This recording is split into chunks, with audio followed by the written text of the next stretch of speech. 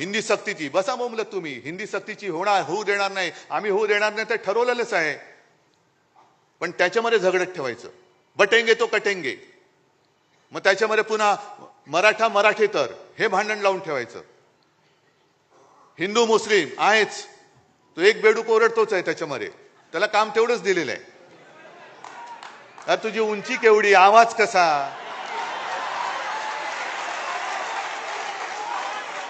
म्हणजे उंची पेंग्विनची, चाल बदकाची, आवाज कोंबडीचा.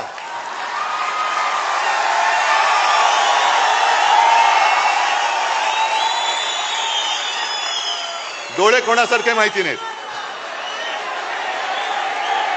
तो जीव काय, बोलतोस काय, पार्श्वभूमी काय तुझी, वडिलांची पार्श्वभूमी काय, आणि आमच्यावरती बोलतोस.